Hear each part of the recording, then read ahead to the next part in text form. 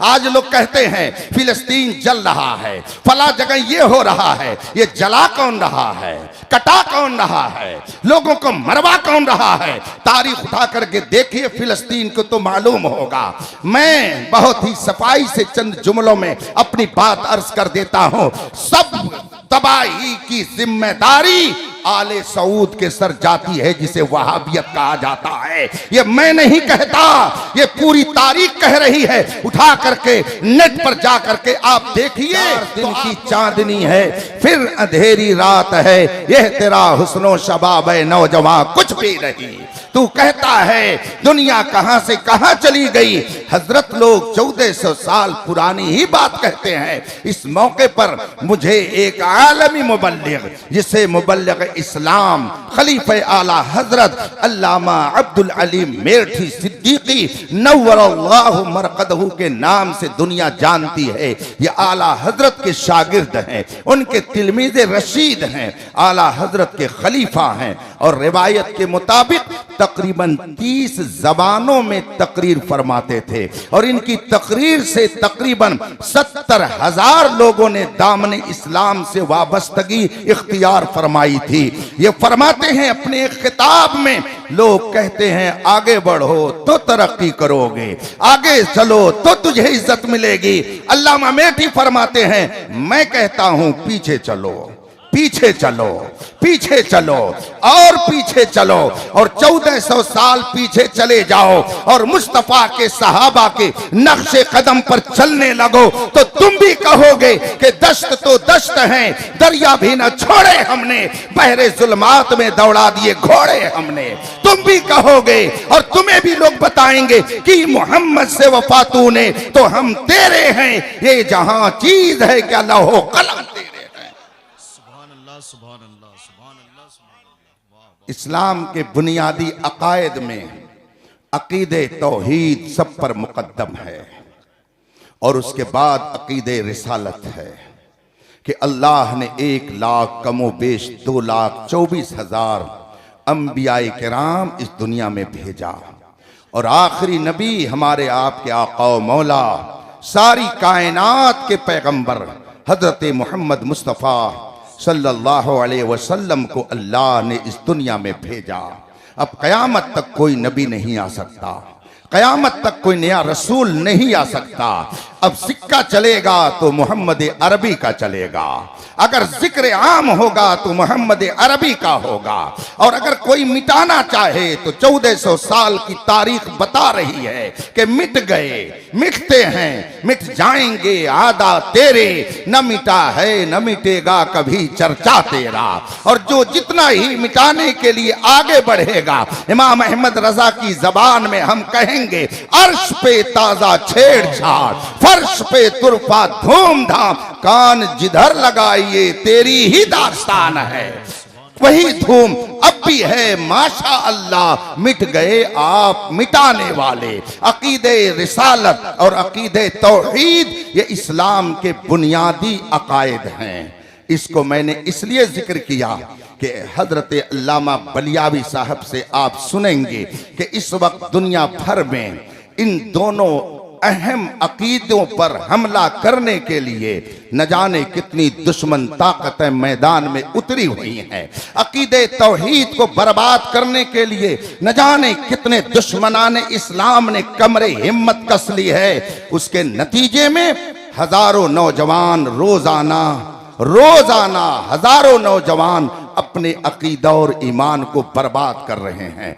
आप उठा करके हालात का जायजा लीजिए, आप पढ़िए तो आपको मालूम होगा कि इस वक्त पूरी दुनिया में कादियानियत और उसके अलावा जितनी बातिल ताकतें हैं उन सब ने सर जोड़ करके ये तय कर लिया है कि उम्मते मुस्लिमा को तहस नहस करने के लिए आखिरी दम तक हमारी कोशिश जारी रहेगी। चुनांचे उन्होंने कॉलेज के बच्चों को, यूनिवर्सिटी में पढ़ने वाले तलबा को इस तरह से वरगलाना शुरू कर दिया है कि इस वक्त अगर सर्वे किया जाए तो रोज आना न जाने कितने मुसलमान नौजवान कुफ्र की दहलीज पर पहुंच जा रहे हैं। सदक़ रसूलुल्लाह सल्लल्लाहु अलैहि वसल्लम, रसूल पाक ने सच फरमाया कि इंसान पर एक ऐसा वक्त आएगा, मुसलमानों पर ऐसे हालात आएंगे, युमसिर रजुलु मुमिनन व युस्बिहु काफिरा, आदमी शाम को ईमान वाला होगा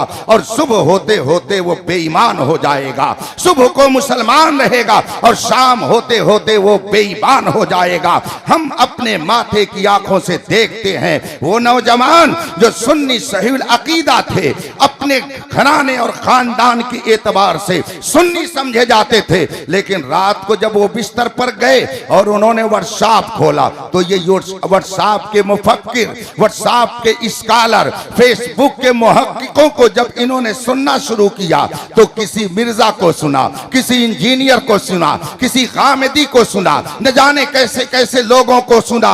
शाम को सोया था तो साहिब ईमान था, मगर उस बदअकीदे की बात जहन में बैठ गई तो सुबह होते होते बदअकीदा हो जाता है। सदक़ रसूलुल्लाह, रसूल पाक ने सच फरमाया, इंसान शाम को मोमिन होगा और सुबह होते होते अपना ईमान खो बैठेगा। इस वक्त दुनिया में बहुत सारी इस्लाम दुश्मन तहरीकें चल रही हैं जो आपके अकीदे तौहीद को बर्बाद करने के लिए न जाने कितने हरबे इस्तेमाल कर रही हैं। एक छोटा सा वाकया आप मुझसे सुनिए तो आपको अंदाजा होगा कि किस तरीके से अकीदे तौहीद पर कुल्हाड़ी चलाने की कोशिश की जा रही है। मुझसे एक साहब ने कहा कि मैंने अपनी बच्ची का एडमिशन एक मेडिकल कॉलेज में करा दिया और मैंने वहां सारी जरूरतों के सामान फराहम कर दिए, फीस जमा कर दी। मेरी बच्ची वहां पढ़ने के लिए गई। एक हफ्ते के बाद उसने मुझे फोन किया और कहा कि अब्बू मैं यहाँ नहीं पढ़ सकती हूँ। मैंने कहा क्यों नहीं पढ़ सकती हो? कहा जब आप मिलेंगे तब मैं ये बताऊंगा। कि हफ्ता, 2 हफ्ता, 3 हफ्ता, 1 महीना गुजर गया। उसके बाद मुझको उसने बहुत ही ज्यादा मजबूर किया तो फिर मैं उस यूनिवर्सिटी में गया, उस कॉलेज में गया और मैंने जाकर के अपनी बच्ची से मालूम किया और उससे मैंने पूछा कि आखिर तू इस जगह पढ़ने के लिए क्यों नहीं तैयार है? कहा आप मुझे यहाँ से निकाल ले चलें, उसके बाद में किसी और जगह मेरा एडमिशन कराएं, दाखिला कराएं। कहा ठीक है। चुनांचे डॉक्टर साहब अपनी बच्ची को घर लेकर वापस आ गए और फिर उन्होंने जामिया मिल्लिया में ले जाकर के अपनी बच्ची का एडमिशन कराया। उन्होंने मुझसे बताया कि बच्ची ने मुझे घर आकर के बताया कि जहां पर हम पढ़ने के लिए जाते थे, जिस क्लास में हमें दर्स दिया जाता था, उस क्लास का सिस्टम ऐसा रखा गया था कि कोई तालिब इल्म, कोई स्टूडेंट अगर क्लास में दाखिल हो तो सामने एक मुजस्समा रहता। उस मुजस्समे को जब तक सलामी नहीं दे लेते उस वक्त तक आगे बढ़ने की इजाजत नहीं थी। उसको सलामी दे करके आगे बढ़ता तब उसे क्लास में बैठने की इजाजत थी। मेरी बच्ची ने बताया कि हम पर खुदा का एहसान है कि हम अकीदे तौहीद के मानने वाले हैं, इसलिए हमने ये गवारा कर लिया कि यहां से चले जाएंगे, लेकिन हमें ये गवारा नहीं है कि हम रब के अलावा किसी और को माबूद बनाएं और किसी और की परस्तिश करें। मेरी बच्ची ने इसलिए उस कॉलेज से तालीम को छोड़ दिया। अगर उस बच्ची के घर के अंदर दीनदारी नहीं होती, उस घर के बच्चे और उसका बाप अगर दीनदार ना होता, उलमा से उसका ताल्लुक ना होता, तो बताइए बच्ची का अकीदा खराब हो जाता कि नहीं हो जाता? जगह जगह के तुझे थक चुके हैं हंगामे, निशाते लज्जते ख्वाबे गिरा बदल डालो। गलत रवि से मनाजिल का बोध बढ़ता है, मुसाफिरों रवि से कारवां बदल डालो। अकीदे तौहीद पर शब खून मारने के लिए, हमला करने के लिए न जाने कितनी तंजीमें काम कर रही हैं। इसीलिए इमाम अहमद रजा ने आज से 100 साल पहले मुतनब्बे करते हुए फरमाया था, सूना जंगल रात अंधेरी छाई बदली काली है, सोने वालों जागते रहियो चोरों की रखवाली है। पहले चोर कट्टा लेके आता था, पहले चोर कटारी लेके आता था, पहले चोर फरसा और तलवार लेकर आता था, पहले चोर असलहा लेकर के आता था, लाठी और डंडा लेकर के आता था, मगर अब चोर हाथ में किताब लेके आता है, हाथ में कुरान लेकर आता है, हाथ में हदीस लेकर आता है, हाथ में तस्बीह लेकर आता है, चेहरे पे दाढ़ी सजा कर आता है, सर पर इमामा बांध कर आता है, जिस्म पे जुब्बा पहन कर आता है। इसी हालत को देख करके ही किसी ने कहा था कि चमकता जो नजर आए वो सब सोना नहीं होता। अगर दुनिया में रहना है तो कुछ पहचान पैदा कर।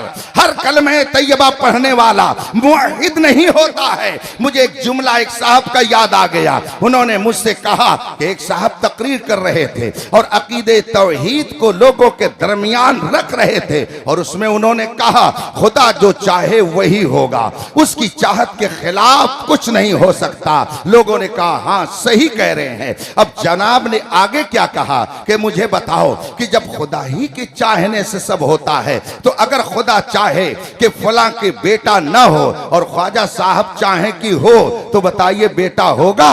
जाहिर सी बात है आप यही कहेंगे कि नहीं होगा, इसलिए कि खुदा के चाहने से होता है। और मैंने भी यही अर्ज किया कि खुदा के चाहने ही से सब कुछ होता है, मगर अब उसने किस तरीके से घपला करना शुरू किया, बल्कि सियासी जबान में अकीदे में घोटाला शुरू किया। और उसने कहा कि अगर ख्वाजा साहब चाहें कि ये काम हो जाए और खुदा चाहे कि ना हो, तो बताइए वो काम होगा?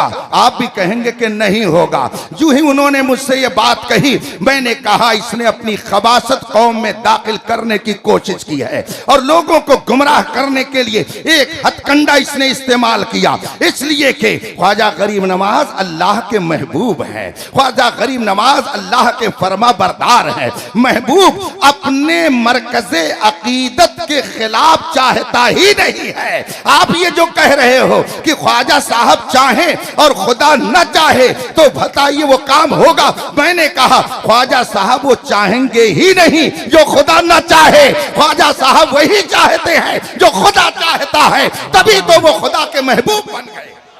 नारे तकबीर, नारे रिसालत, मसलके आला हजरत हजरत अल्लामा मुफ्ती अख्तर हुसैन साहब किबला। सुभान अल्लाह। अब आप बताइए, एक जुमले में उसने कितने लोगों को गुमराह करना चाहा, लेकिन रजा वालों के सामने सबका निशाना थोड़ी चल सकता है। ये रजा के नेज़े की मार है कि अदू के सीने में गार है, किसे चारा जोई का वार है कि ये वार वार से। अभी 3-4 हफ्ता पहले मैं मुशाहदात इसलिए रख रहा हूं ताकि अपने नौजवानों को मैं मुतमईन कर सकूं, और आखिरी बात जो मैं कहना चाहूंगा ये सब उसके लिए गोया एक तमहीद है। अभी चंद हफ्ता कबल मेरे पास एक फोन आया, घंटी खत्म हुई, मैंने फोन उठा लिया। मैंने उससे पूछा कौन? उसने सलाम किया, मैंने जवाब दिया। उसने कहा मैं राजस्थान से बोल रहा हूं। हमने कहा कैसे फोन किया? कहा मुझे एक मसला पूछना है। मैंने कहा क्या मसला आपको पूछना है? कहा कि ये बताइए मज़ारों पे क्यों जाया जाता है? यही उसका सवाल था, मज़ारों पे क्यों जाया जाता है? तो हमने उससे पूछा कि आप करते क्या हो, आप पढ़े कितना हैं? उसने कहा कि मैंने हाई स्कूल किया है और इस वक्त मैं जॉब में हूँ, एटा में मैं जॉब में लगा हूँ, और मैंने हाई स्कूल तक तालीम हासिल की है, मेरा घर राजस्थान है। मैंने कहा सुनिए, हम आखिर बुजुर्गों के मज़ारों पे क्यों जाते हैं? बात यह है कि वो अल्लाह के महबूब बंदे हैं और अल्लाह के महबूबों के यहाँ अल्लाह की रहमत उतरती रहती है, वहाँ रहमत नाजिल होती रहती है। इसको समझाने के लिए मुझे कभी कभी एक वाक़े की तफसील में जाना पड़ता है।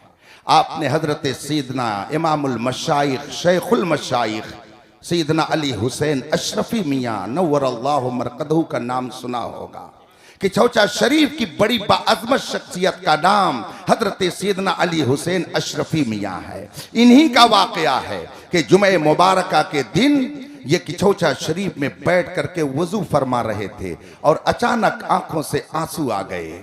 लोगों ने पूछा हुजूर आपकी आंखों से आंसू क्यों आ गए? तो फरमाया कि मैं कुतुबे वक्त का जनाजा जाते हुए देख रहा हूँ और शाम होते होते बरेली से तार आता है कि इमाम अहमद रजा का इंतकाल हो गया। कि छौछा में बैठकर जो बरेली के हालात को देख रहा है वो नबी नहीं है, वो पैगंबर नहीं है, बल्कि वो अल्लाह का एक महबूब बंदा है। जब उनके गदा भर देते हैं शाहाने जमाना की झोली, मुहताज का जब ये आलम है, मुख्तार का आलम क्या होगा। जब नबी की उम्मत में ऐसे ऐसे उलमा मशाइख हैं कि बैठे बैठे अपने घर से दूसरों के हालात को देख लिया करते हैं, तो अगर मदीने में बैठकर मुस्तफा कायनात को देखें तो इसमें कौन सी ताज्जुब की बात है। लेकिन दीदे कोर को क्या आए नजर, क्या देखे। हजरत अली हुसैन अशरफी मियां रहमतुल्लाह अलैह का वाकया बयान किया जाता है कि आप तशरीफ ले गए रामपुर के इलाके में और उस वक्त नवाबे रामपुर के जाहो जलाल का शोहरा चारों तरफ था। नवाबे रामपुर ने आपके पास पैगाम भेजा कि हुजूर मेरे गरीब खाने पर जलवा फरमा हो जाएं, इज्जत अफजाई फरमाएं। हजरत ने दावत कबूल फरमा ली और फिर नवाबे रामपुर के घर आप तशरीफ ले गए। नवाबे रामपुर ने आपको अपने तख्त पर बिठाया। उस जमाने में आपके इस जमाने की तरह लाइट और पंखे का इंतजाम नहीं था, हाथ से पंखा झला जाता था। नवाबे रामपुर ने हजरत को तख्त पर बिठाया और पीछे से ताजीमन एहतरामन खुद ही पंखा झलने लगा। मजमा सामने मौजूद था। इतने में किसी ने कहा कि हजरत तशरीफ फरमा है, अगर किसी को कुछ पूछना है तो पूछ ले।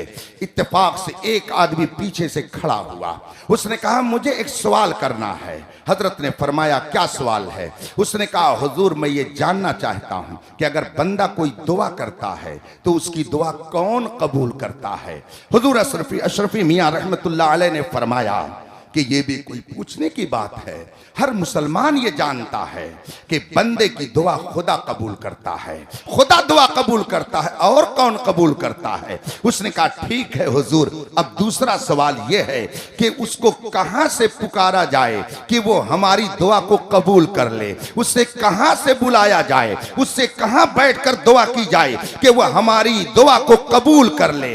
हजरत ने इरशाद फरमाया उसको जहां से तुम पुकारोगे, जहां से बैठ के दुआ करोगे, अगर वो चाहेगा तो तुम्हारी दुआ को कबूल कर लेगा। दुआ वही कबूल करता है। आप मैदान कारजार में हो तब भी वो दुआ कबूल करना चाहे तो कर लेगा।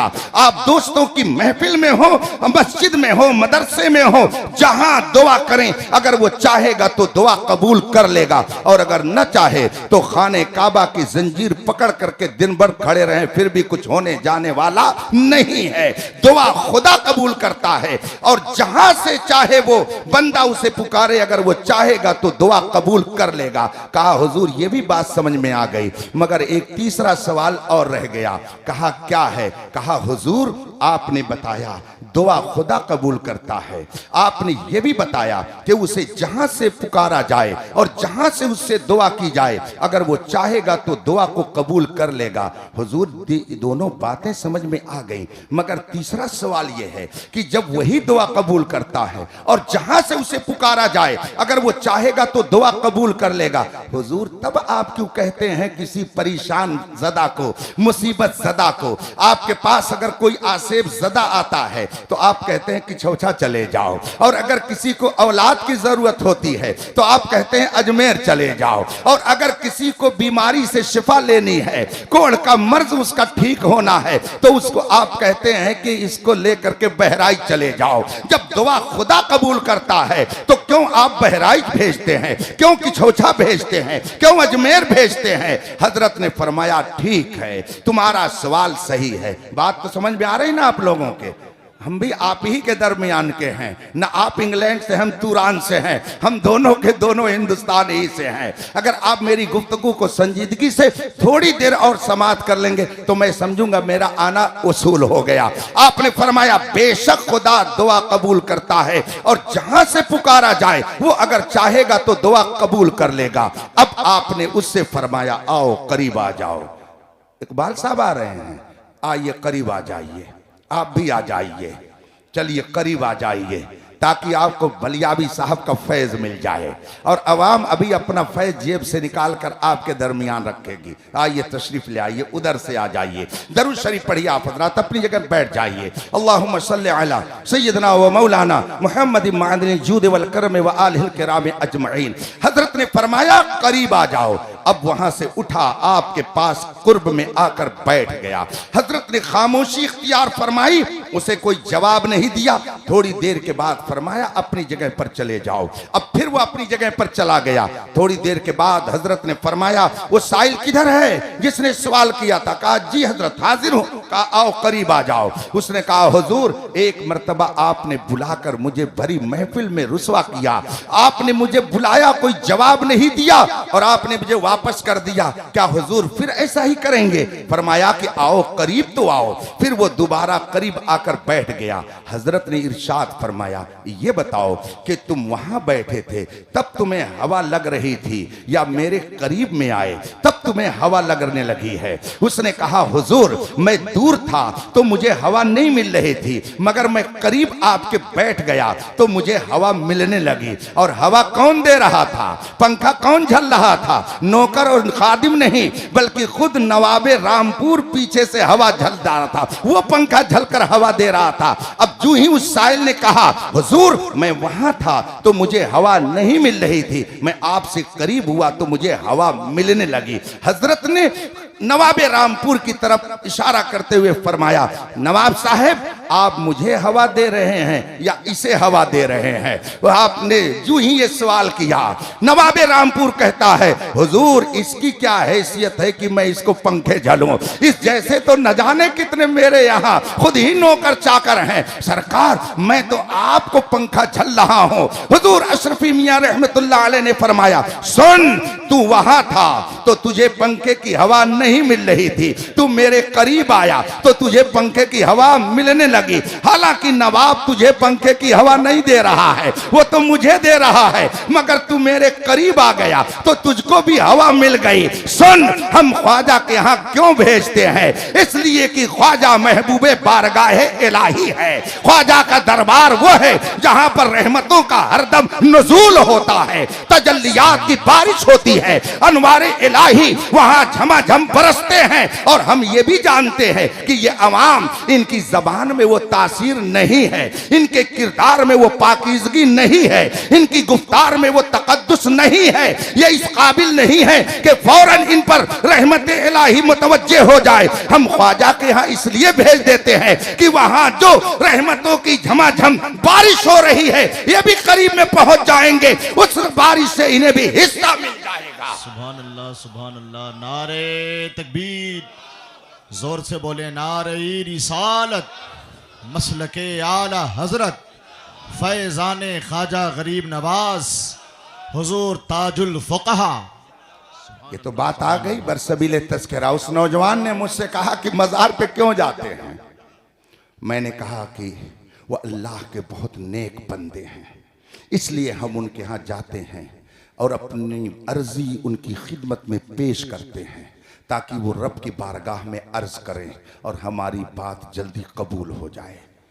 उसके बाद वो कहता क्या है, वो जुमला मैं सुनाना चाहता हूँ अपने नौजवानों को और ये बताना चाहता हूँ कि ये तहरीक कहाँ से आ रही है, ये नजरिया कहाँ से आ रहा है, हमारे नौजवानों में ये सोच कहाँ से आ रही है। वो फौरन मुझसे कहता है कि अगर ख्वाजा साहब नेक हैं तो हम भी तो नेक हैं, हमें वहां जाने की जरूरत क्या है? नबी से भी बराबरी करने वाले पैदा हुए, वली से भी बराबरी करने वाले पैदा हुए, और जिसको इस्तिंजा करने का शऊर नहीं वो अपने आप को ख्वाजा के बराबर कह रहा है। ये नजरिया कहां से आया? ये तहरीक कौन सी है जो हमारे नौजवानों को नबियों के शाना बशाना खड़ा करके उनकी बराबरी का ज़हन दे रही है? ये तहरीक कहां से चल रही है जो अपने आप को ख्वाजा गरीब नवाज के बराबर नौजवानों को ज़हन दे रही है? ऐसे तुम भी हो, वहां जाने की जरूरत क्या है? कुछ तो है जिसकी पर्दादारी है, यूं कोई बेवफा नहीं होता। आज लोग कहते हैं फिलिस्तीन जल रहा है, फला जगह ये हो रहा है, ये जला कौन रहा है, कटा कौन रहा है, लोगों को मरवा कौन रहा है। तारीख उठा करके देखिए फिलिस्तीन को तो मालूम होगा। मैं बहुत ही सफाई से चंद जुमलों में अपनी बात अर्ज कर देता हूं। सब तबाही की जिम्मेदारी आले सऊद के सर जाती है, जिसे वहाबियत कहा जाता है। ये मैं नहीं कहता, ये पूरी तारीख कह रही है। उठा करके नेट पर जा करके आप देखिए तो आपको मालूम होगा, हिंदुस्तान में नरसिम्हा राव के जमाने से पहले इजराइल को मुल्क नहीं तस्लीम किया जाता था। हिंदुस्तान में इजरायली एम्बेसी नहीं खुली थी। सन 1948 में जब पंडित जवाहरलाल नेहरू हिंदुस्तान के वजीर आजम की कुर्सी पर विराजमान थे, आले सऊद बरतानिया का एक वक्त हिंदुस्तान आया और कहा कि इजराइल को मुल्क तस्लीम कर लिया जाए। पंडित जवाहरलाल नेहरू ने कहा, हमें मालूम है कि फिलिस्तीन अरबों का है, इजराइल का उस पर कोई हक नहीं है, हम उसे मुल्क नहीं तस्लीम कर सकते। आप हमारे यहां मेहमान बनकर आए हैं, रहिए, मगर हम इस पर हम मुआहदे पर दस्तखत नहीं कर सकते। हम जानते हैं कि फिलिस्तीन अरबों का है, इजराइल और यहूदियों का वहां कोई हक नहीं है। ये वहां हिंदुस्तान से वो डेलीगेट, वो वफ्द वापस चला गया, मगर पंडित जवाहरलाल नेहरू ने उस मुआहदे पे दस्तखत नहीं किया। क्या वो कलमा पढ़ने वाला था? क्या वो मुसलमान था?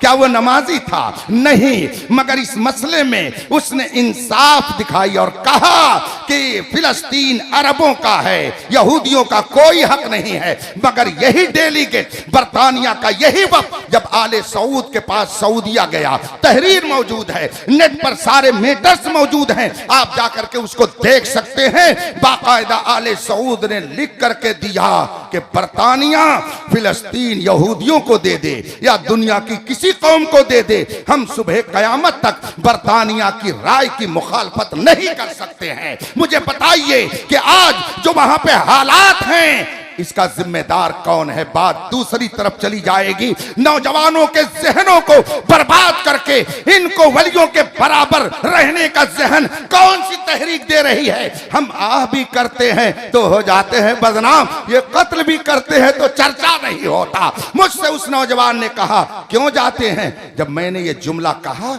उसने कहा, नेक तो हम भी हैं, तो अगर नेक होने की बुनियाद पर वहां जाया जाता है तो हमको जाने की जरूरत क्या है? वो भी नेक है, हम भी नेक है। मैंने मुनाजराना अंदाज में उससे गुफ्तगू शुरू कर दी। हमने कहा, आपने इल्मे दीन कितना पढ़ा है? उसने कहा कि मैं इल्मे दीन तो नहीं हासिल किया हूँ, हाई स्कूल तक मैंने पढ़ा है। मैंने कहा, आपको मालूम है अल्लाह के रसूल सल्लल्लाहु अलैहि वसल्लम ने इरशाद फरमाया, तलबुल इल्म फरीज़ा अला कुल्ल मुस्लिम, हर ईमान वाले पर, खा मर्द हो खा औरत हो, इल्मे दीन हासिल करना फर्ज है। तो आपने पहला फर्ज छोड़ा। जो तारीके फर्ज हो वो फासिके मोलिन होता है, वो भला नेक कहाँ हो सकता है? आप तो बुनियाद ही अपनी ढाके बैठे हो। कैसे ख्वाजा से मुकाबले का आपने तसव्वुर कर लिया? आप फोन रखिए, आइए कभी, तब मैं आपका दिमाग सही कर दूंगा। आपने कहा है कि मैंने सिर्फ हाई स्कूल पढ़ा है, दीन की कोई तालीम नहीं है। जो दीनी तालीम ना हासिल करे वो फर्ज का तारिक है। जो फर्ज का तारिक है वो नेक कैसे हो सकता है? उसको तो नेकी के रास्ते पर चलने का शोर भी नहीं आ सकता।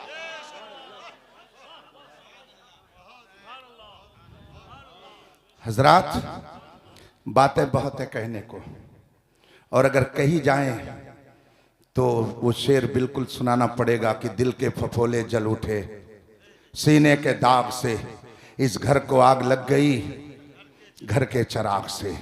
जुब्बा व साफा में कुरान व हदीस लेकर अकीदे तौहीद को तौहीद के नाम पर बर्बाद करने के लिए अंदरूनी तहरीक भी है, बैरूनी तहरीक भी है। और फिर अकीदे रिसालत की तरफ चलिए तो उसको ख़त्म करने के लिए, उस अकीदे को बर्बाद करने के लिए तो हिंदुस्तान में तहरीक जितनी जोर से चली थी, अगर इमाम अहमद रजा हिंदुस्तान में न पैदा हुआ होता तो इस तहरीक ने गांव के गांव को रसूल का गुस्ताख बना दिया होता। मैंने एक मौके पर चंद उलमा के दरमियान ये बात रखी, क्या वजह है, हिंद के अलावा दूसरे ममालिक में भी बड़े बड़े उलमा थे, बड़े बड़े मशाइख थे, बड़े बड़े पीराने तरीकत थे, बड़े बड़े दानिश्वर थे, मगर वहां पूरा का पूरा मुल्क, पूरी की पूरी आबादी, पूरा का पूरा शहर बदअकीदा हो गया। मगर हिंदुस्तान में ऐसा नहीं हो सका। निकाली सैकड़ों नहरें के पानी कुछ तो कम होगा, मगर फिर भी मेरे दरिया की तुगयानी नहीं जाती। अहले सुन्नत के नाम पर ख्वाजा के दरबार में देखो तो जम्मे गफीर दिखाई देता है। इमाम अहमद रजा की तुरबत पर जाइए तो लाखों की भीड़ नजर आती है। सैयदना सालार मसूद काजी के यहाँ जाइए, महबूब इलाही के यहाँ जाइए, कुतुबुद्दीन बख्तियार काकी के यहाँ जाइए, हजरत मखदूम पाक के यहाँ जाइए। रोकने वाले रोक रहे हैं मगर रुकने का नाम नहीं लिया जा रहा है, बल्कि वो बबागे दोहल कहते हैं कि तुम लाख रोको मगर याद रखो तुम जल जाओगे, मर जाओगे, सड़ जाओगे, मगर हमारा जाना महबूबों के दयार में बंद नहीं कर सकते हो। आखिर ये माहौल कैसे बाकी है? मैंने ये सवाल किया कि और भी तो मुल्क में उलमा थे, दूसरे ममालिक में बड़े बड़े मशाइख थे, आप तारीख पढ़िए तो आपको मालूम होगा। मैंने उनसे कहा क्या वजह है? हजार तहरीकें चलाई गई, कोशिश की गई, अंदर और बाहर से न जाने कितने पैतरे बदले गए, मगर उसके बावजूद अल्हम्दुलिल्लाह हिंदुस्तान की सुन्नियत आज भी टनाटन बोलती नजर आती है, अक्सरियत में पाई जाती है। इसकी वजह क्या है?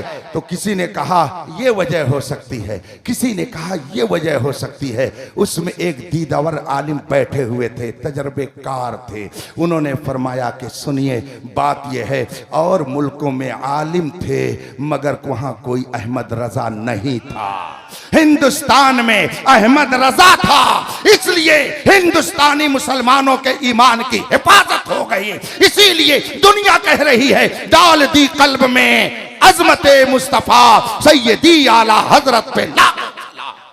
और जब उसने तहफ़्फ़ुज़े अज़मत रिसालत की तहरीक चलाई, तहफ़्फ़ुज़े अज़मत सहाबा, तहफ़्फ़ुज़े अज़मत अहले बैत, तहफ़्फ़ुज़े उलमाए दीन की तहरीक चलाई, तो उसका नतीजा क्या हुआ? मुस्तफ़ा जाने रहमत ने ऐसा करम फरमाया, ऐसा करम फरमाया कि मुखालिफीन सर पटक पटक करके मर गए, मरते भी जा रहे हैं, मगर इमाम अहमद रजा का हाल क्या है? सब उनसे जलने वालों के गुल हो गए चराग, अहमद रजा की शम्मा फरोजा।